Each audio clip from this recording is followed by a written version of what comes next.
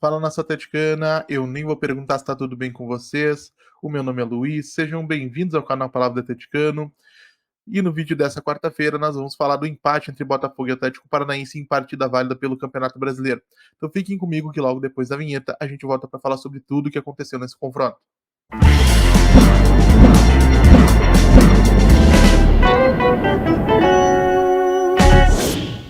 Então vamos lá para falar de Botafogo 1, Atlético Paranaense 1, partida que teve início às 19 horas desta quarta-feira, dia 19 de junho de 2024, lá no estádio Newton Santos, no Rio de Janeiro, e válida pela 10ª rodada do Campeonato Brasileiro. E para começar, precisaremos reconhecer que os primeiros minutos foram bastante difíceis para o Atlético Paranaense, porém a equipe comandada pelo técnico Cuca acaba assumindo o controle da partida à medida em que os encaixes individuais de marcação desenhados pela comissão técnica vão acontecendo. Tanto é que durante toda a primeira etapa foram somente 3 finalizações do Botafogo, sendo nenhuma delas na direção do gol defendido pelo Léo Link e nenhuma grande chance criada. Então, o Atlético que conseguiu manter a boa equipe do Botafogo, comandada pelo Arthur Jorge, sob controle. E isso é uma coisa bastante positiva que precisa se destacar. Tanto é que, se você for pegar, por exemplo, a posse de bola da primeira etapa, você vai perceber que o Botafogo teve 61% da posse de bola, porém não é a posse de bola por si só que determina de maneira isolada quem teve o melhor desempenho entre essas equipes. E isso, gente, é uma coisa que torna evidente uma coisa, algo que já vinha sendo comentado aqui no canal há muito tempo. O Atlético Paranaense, comandado pelo Cuca, se sente à vontade e é uma equipe bastante competitiva quando o confronto assume uma dinâmica onde o Atlético pode se comportar de maneira defensiva ou reativa. Por quê? Porque a ideia, nesse momento, tida pelo Cuca como de sua preferência como treinador, é de atacar em transições velozes. E quando você tem um adversário que fica a maior parte do tempo com a posse de bola, sobe as suas linhas para tentar construir, se torna mais fácil fazer essas transições. Você pode aproveitar o espaço deixado pelo próprio adversário. Você não precisa se preocupar tanto em criar o espaço onde você vai atacar. E justamente por isso, gente, que eu tenho dito aqui, ou não tenho dito, para ser mais preciso, que eu não sou partidário daquela tese defendida por alguns torcedores. O Atlético não é um time que peca por falta de vontade ou por falta de compromisso dos seus jogadores. A equipe demonstra ser capaz de competir em alguns cenários, e especialmente contra grandes adversários, onde essa dinâmica acaba se estabelecendo e sendo mais favorável àquilo que o Cuca pretende do time.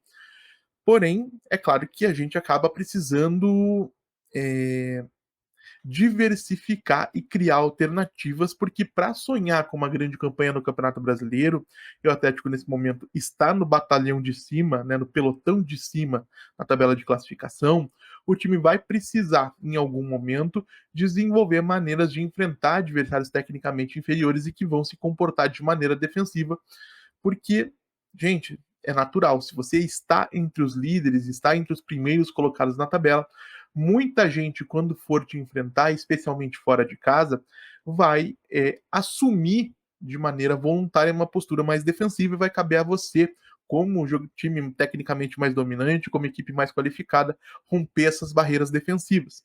E aí, para falar especificamente da partida de hoje, a estratégia que foi escolhida pela comissão técnica foi muito bem executada no campo, e aí o Atlético soube explorar os espaços deixados pelo Botafogo para fazer transições velozes, com destaque para os trabalhos de Nicão e Tomás Coelho nas pontas, de maneira bastante diferente, são características diferentes.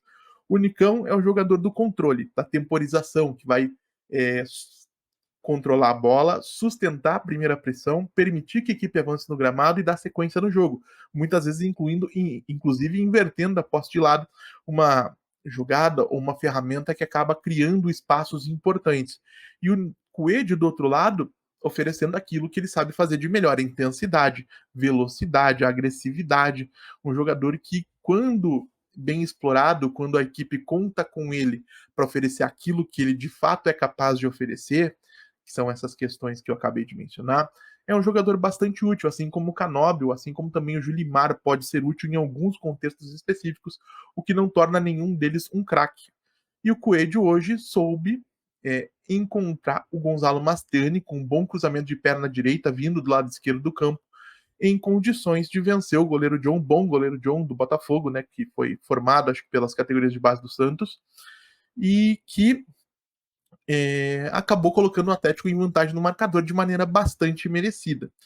E aí, quando a gente fala de Mastriani, ele vinha se destacando de maneira muito positiva, não somente pelo gol marcado, mas por fazer um papel que o Cuca não imaginava, talvez, que ele pudesse fazer tão bem, segundo aquilo que a gente vinha sabendo naqueles momentos em que o Pablo vinha sendo titular, né? Então, o Mastriani que participou bem da construção de algumas jogadas, recuou para participar da articulação, protegeu a bola, fez pivô, foi um dos melhores jogadores em campo. E aí, quando a gente fala em Mastriani estando entre os melhores jogadores em campo, a gente vai ter que fazer uma pausa para analisar mais uma vez uma participação talvez pouco inspirada da comissão técnica em relação às substituições, porque quando você tem a saída do Tomás Coelho por questões físicas para a entrada do Junimar, é uma substituição até bastante natural, são características parecidas e o Cuca espera de ambos situações parecidas. Agora, quando você tem, por exemplo, as saídas do Lucas Esquivel e do Gonzalo Mastriani na sequência para as entradas de Matheus Gamarra e de Pablo, você perde no Lucas Esquivel, o segundo jogador com maior número de ações com a bola no Atlético, e que vinha tendo um alto índice de aproveitamento de acerto de passes, foram 35 em 40, então 88%. E você tira de campo um dos melhores jogadores, que era o Mastriani, alguém que é capaz de definir jogadas com muita competência, para a entrada de um Pablo que vem decepcionando de diversas maneiras. E eu não estou aqui falando do Pablo especificamente porque foi dele o erro de passe em uma situação de vantagem numérica que acabou resultando no escanteio que terminaria com o gol de empate do Botafogo. Não é somente essa a questão. O Pablo, de um modo geral, tem deixado a desejar. E num jogo como hoje, onde o Mastriani estava entre os destaques em campo, eu não entendo a necessidade de se colocar o Pablo em campo. Eu disse aqui em outros momentos. Eu gosto do Pablo, acho que é um jogador útil, uma liderança importante, um jogador identificado com o clube. Agora, se todas essas questões que eu mencionei vão dar passe livre para o Pablo entrar em todos os jogos, independentemente do desempenho do titular, mesmo que a equipe não precise daquilo que ele tem a oferecer, que é voltar para articular, aí, gente, infelizmente, gostando ou não do Pablo, talvez seja preferível que ele saia do Atlético. Eu não teria problema nenhum com isso. Agora, o ideal seria, lógico, que o Cuca usasse o Pablo com moderação, com inteligência, da maneira que ele pudesse contribuir com a equipe. E na sequência a gente tem ainda outras duas substituições que me incomodam muito, porque depois de sacar o Mastriani aliás, depois de sacar o Lucas Esquivel, que é uma peça importante na capacidade criativa da equipe, o Cuca saca mais dois jogadores que também são fundamentais. O Christian, que fazia bom jogo hoje lá no Rio de Janeiro, e o Nicão. Nicão, um outro jogador capaz de manter a posse de bola. E aí, gente, você vai perdendo capacidade de retenção de posse de bola e chamando o adversário para o seu campo, chamando o adversário para tentar buscar uma reação, que talvez em outros contextos não aconteceria. Eu já falei aqui em outros momentos, acho que o Atlético precisa aprender a se defender com a posse da bola, aprender a se defender, frustrando o adversário, forçando alguma situação de ansiedade, de irritação, causar erros de posicionamento, erros defensivos, erros de composição, que aí sim você tem a oportunidade de lançar um contra-ataque e matar a partida. E falando em oportunidade de matar a partida, o Atlético, inclusive, as teve e acabou desperdiçando. E foi penalizado quando, da mesma forma que aconteceu contra o Flamengo, onde o sistema defensivo falha num momento decisivo e sofre um gol em uma jogada de bola parada, uma jogada de bola aérea. E embora quaisquer reclamações contra a arbitragem do Daronco diante do Flamengo me pareçam bastante justas e merecidas, a verdade é que não há como a gente ignorar que existe uma participação ativa do Atlético nesse problema. A equipe precisa se manter capaz de. Aliás, a equipe precisa ser capaz, até os minutos finais, de manter o adversário distante da sua meta, e aí não tem jeito. É ficando com a bola, é trabalhando, é esperando a oportunidade de matar a partida em um contra-ataque fatal, e não chamando o adversário para o seu campo de jogo, como o Atlético tem feito nessas últimas frustrações, vamos dizer assim, que aconteceram contra equipes cariocas. E aí, para isso, gente, não tem outra escolha. A comissão técnica, encabeçada pelo Cuca, não estou aqui colocando a responsabilidade exclusivamente no Cuca, precisa parar de sabotar a capacidade do Atlético de ficar com a bola, tirando os jogadores mais capazes de fazer isso, porque sejamos honestos. Depois das saídas de Nicão e Christian, o único jogador em campo que tinha capacidade de ficar com a bola, de ditar o ritmo das jogadas, era o Fernandinho. E um jogador só, gente, infelizmente, por mais qualificado que seja, e o Fernandinho é espetacular tecnicamente, ele não vai ser capaz de suprir tudo aquilo que a equipe precisa. Ele precisa de suporte de outros jogadores. E todos esses outros jogadores que dão o suporte que o Fernandinho precisa para articular, o Cuca acabou sacando de campo hoje, como também fez isso no domingo.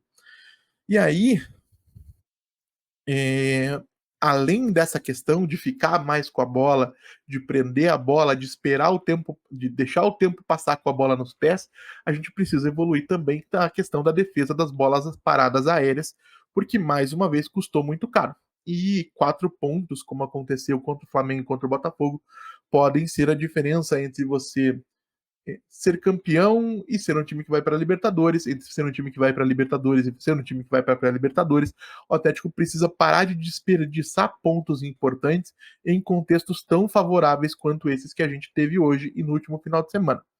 Mas quero saber também a opinião de vocês, deixem aí nos comentários quem foi bem, quem foi mal, o que vocês acharam do trabalho da comissão técnica no jogo de hoje, mexeram bem, mexeram mal, demoraram, não demoraram.